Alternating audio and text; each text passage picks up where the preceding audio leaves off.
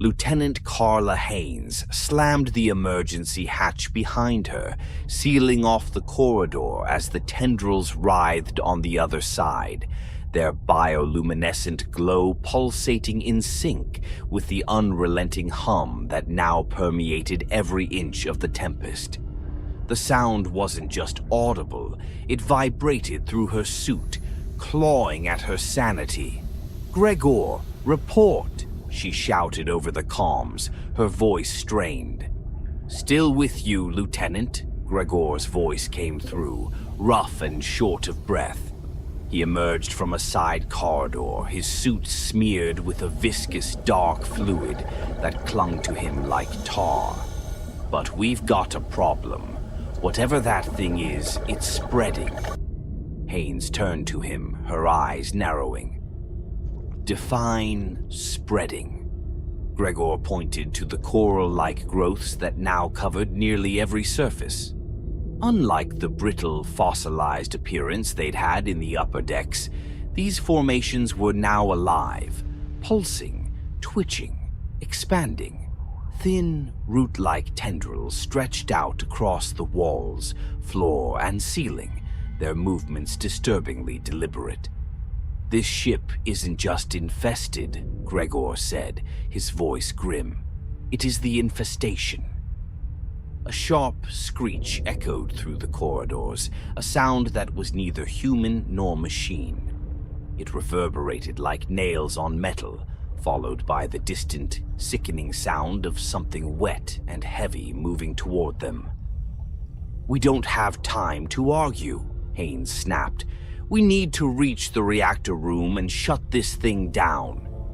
Gregor nodded, and they pressed forward, weapons raised, their helmet lights cutting narrow beams through the oppressive darkness. The hum intensified as they descended deeper into the Tempest, becoming a throbbing, almost rhythmic vibration that seemed to sync with their heartbeats. Haynes couldn't shake the feeling that the ship was alive, aware of their every movement. As they moved, the air around them grew heavier, their suits' oxygen systems working overtime to filter an increasing level of particulates. Haynes noticed the growths were now emitting spores, tiny glowing motes that floated lazily in the stagnant air. "Watch your seals," she warned. "We don't know what these spores could do if they get inside." They entered the galley, a cramped, rusted space that had been overtaken by the alien growth. Tables and chairs were fused to the floor by thick, pulsating roots. Corpses littered the room, their bodies twisted in unnatural positions, mouths gaping as if their last moments had been spent screaming. The coral had fused with their flesh, transforming them into grotesque sculptures. Gregor knelt beside one of the bodies, his helmet light revealing a chilling detail. The face of the corpse was shifting. The eyes twitched, the jaw quivered, as though the body were still alive, or trying to be. "Lieutenant," Gregor said, his voice low and urgent, "these things, they're not dead." Before Haynes could respond, the body convulsed violently, its coral-covered limbs jerking spasmodically. With a guttural screech, it lunged toward Gregor, moving with unnatural speed despite the alien growths, anchoring it in place. Gregor fired instinctively, his weapon's muzzle flashing as bullets tore into the creature. Black ichor sprayed across the room as the creature collapsed, twitching one final time before going still. "Keep moving," Haynes barked. "Don't stop for anything." They pushed forward, the galley giving way to another narrow corridor. The hum grew deafening, the vibrations so strong that the walls seemed to ripple like water. Haynes gritted her teeth, her head pounding with each pulse. The ship wasn't just alive, it was fighting back. The reactor room loomed ahead, its reinforced door slightly ajar. The tendrils were thickest here, forming a grotesque web that pulsed with a sickly blue-green light. Haynes and Gregor exchanged a glance, then stepped inside. The sight before them was beyond anything they could have imagined. The reactor was unrecognizable, completely overtaken by the alien Hive. The central core had been transformed into a massive, pulsating mass of bioluminescent tendrils, glowing sacs, and what appeared to be partially absorbed bodies. The faces of the Tempest's crew were visible in the growths, their features twisted in agony as their flesh merged with the organism. Some of their eyes flickered with faint life, following Haynes and Gregor as they entered. "My God," Gregor whispered. "It's using them." Haynes approached the core cautiously, her weapon trained on the writhing mass. The SOS signal blared from nearby speakers, distorted and frantic, as though the ship were crying out in pain. She realized now it wasn't just a signal, it was a lure. The Tempest had become a living trap, its alien host feeding on anything that dared to investigate. "We have to destroy it," Haynes said, her voice resolute. "This thing can't be allowed to leave this trench." Gregor nodded. "What's the plan?" Haynes scanned the room, her mind racing. "We overload the reactor. If we can breach the core, the explosion should vaporize the Hive. And us," Gregor pointed out. "Better us than the Archer," Haynes replied. "You with me?" Gregor hesitated, then nodded. "Always." The two worked quickly, navigating the tangled mess of tendrils and growths to access the reactor's manual controls. The organism seemed to sense their intent. The tendrils writhed violently, lashing out in defense. Haynes narrowly dodged a strike, her flamethrower igniting in retaliation. The tendrils recoiled, emitting a high-pitched screech that rattled her skull. "Keep it off me," she shouted as she worked to override the reactor's safety protocols. Gregor laid down, suppressing fire, his weapon cutting through the writhing tendrils. The Hive fought back, its movements growing more frenzied. A thick tendril lashed out, wrapping around Gregor's leg and pulling him toward the core. "Gregor!" Haynes screamed. "Finish it!" Gregor shouted, his voice laced with pain as the tendril began to consume him. "Don't stop!" Haynes hesitated for a fraction of a second, then turned back to the console. Her fingers flew across the controls, overriding the reactor's failsafes. Alarms blared, and the reactor's core began to glow brighter, its temperature climbing rapidly. The Hive screamed, a sound so deafening and visceral that Haynes's vision blurred. The tendrils thrashed wildly, but she held her ground, her resolve unshaken. "Reactor overload in 30 seconds, the automated voice announced. Haynes turned to see Gregor being pulled into the heart of the Hive, his body already half consumed. His eyes met hers one last time, filled with a mix of pain and determination. "Get out of here," he shouted. Haynes activated her suit's emergency beacon, triggering an automated extraction system. A grappling line shot out from her suit, yanking her upward as the reactor began to melt down. The Hive's tendrils clawed at her as she ascended, but she fired her flamethrower relentlessly, clearing a path to the breach. She reached the submersible just as the reactor went critical. The last thing she saw before the hatch sealed was the Tempest, its alien Hive pulsating in rage. The explosion lit up the trench, a blinding flash that swallowed the Tempest whole. Haynes collapsed in her seat, gasping for air. The Archer's crew pulled her aboard minutes later, her body battered but alive. As the submarine ascended, she stared into the abyss below, knowing the Hive might not be truly gone, and that the depths of the ocean held horrors no one could fathom. The Archer broke through the inky black waters, surfacing into the cold night air. The crew, battered and haunted, worked silently to retrieve the remains of the submersible and its lone survivor. Lieutenant Carla Haynes sat slumped in her seat, her exosuit scorched and cracked, her breathing ragged as she stared into the abyss that had swallowed the USS Tempest.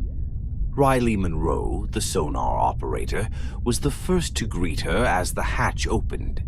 Her face, pale and drawn, softened with relief when she saw Haynes emerge, but her expression quickly shifted to concern. "Where's Gregor?" Riley asked softly.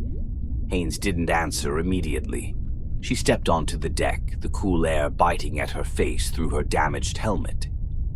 She glanced back at the water, as if expecting to see the trench come alive and drag them back into its clutches.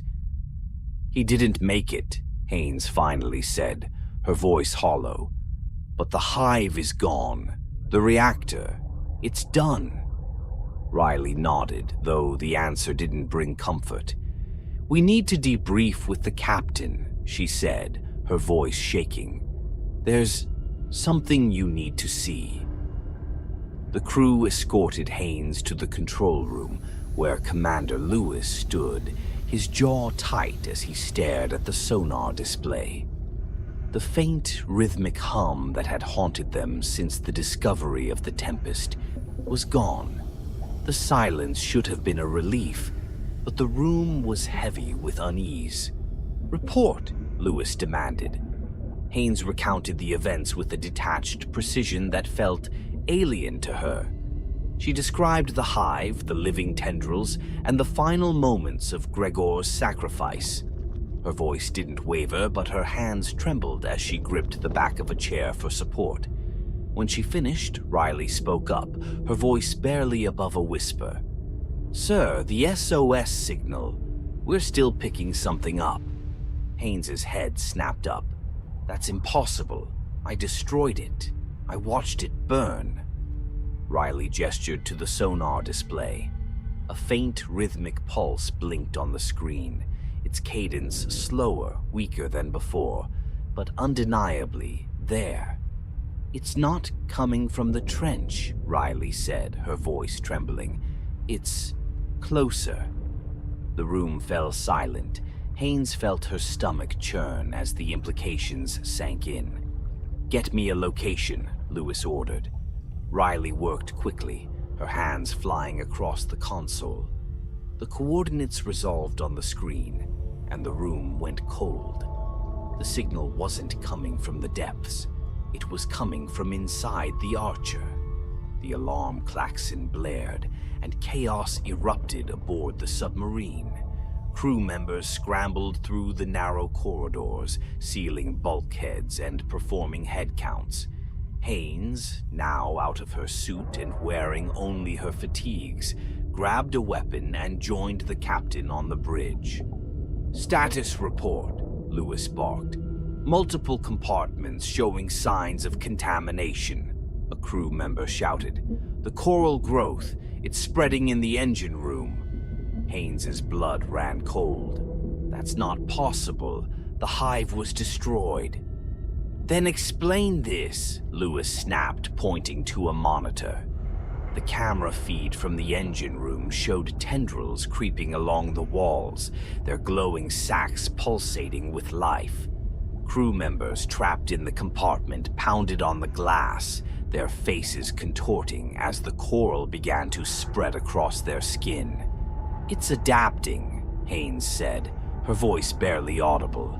"It must have attached to the submersible during the extraction. We brought it aboard." Lewis turned to her, his face a mask of grim determination. "Then we finish this.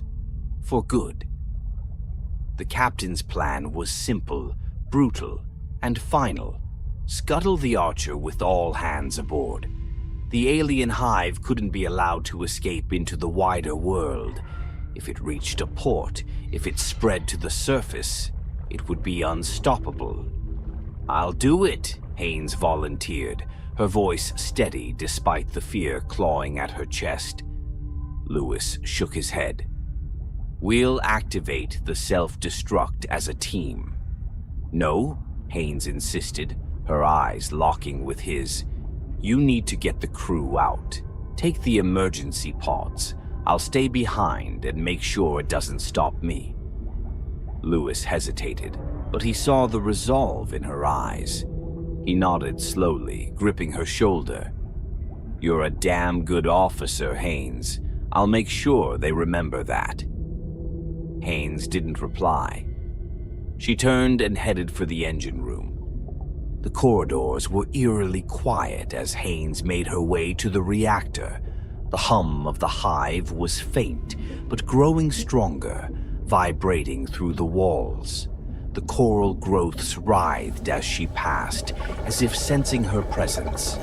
She ignored the grotesque shapes of crew members trapped in the tendrils, their faces frozen in expressions of anguish. She had no time to mourn them now. Reaching the reactor, Haynes found the core already overtaken by the Hive. The tendrils pulsed with a furious light, as if the organism were aware of her intent. She approached the control panel, her hands steady as she began entering the override codes. The tendrils reacted instantly, lashing out like living whips.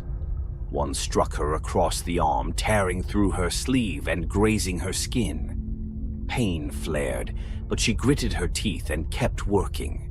The override initiated, and alarms blared throughout the Archer. The countdown began.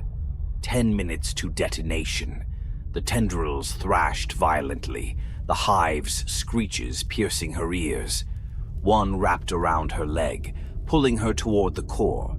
She fired her weapon, severing the tendril, but more came, their movements frenzied, desperate. "I'm not letting you win," Haynes growled through clenched teeth. The Hive's glowing sacs began to burst, releasing spores into the air. Her vision blurred as the spores seeped into her lungs, but she kept fighting, her hands gripping the controls like a lifeline. With one final surge of strength, Haynes activated the reactor's manual detonation. The core began to glow, its heat intensifying as the countdown hit 2 minutes. She slumped against the console, her breath ragged, the Hive's tendrils convulsed, their movements slowing as the reactor's heat reached critical levels. The hum faltered, replaced by a deafening silence. As the final seconds ticked down, Haynes closed her eyes. Images of her crew, Gregor's final moments, and the lives they'd saved by making this sacrifice flashed through her mind. She felt no fear, only a deep, abiding peace. The Archer erupted in a blinding flash, the explosion consuming the submarine and the alien Hive in an instant. The ocean roared as the shock wave rippled through the depths, scattering debris and silencing the trench forever. Above, in the emergency pods, Commander Lewis and the remaining crew watched the surface of the water. The calm waves betrayed no sign of the battle fought beneath. Riley stared into the horizon, her hands trembling. "Do you think it's really gone?" Lewis didn't answer. He stared at the water for a long time, then turned to the crew. "We'll make sure it is, and we'll make sure they're remembered." As the sun rose over the vast empty ocean, the crew knew one thing for certain. The depths held horrors they could never fully understand. But for now, the world was safe, and perhaps if they were lucky, it would never have to face the nightmare they had just escaped.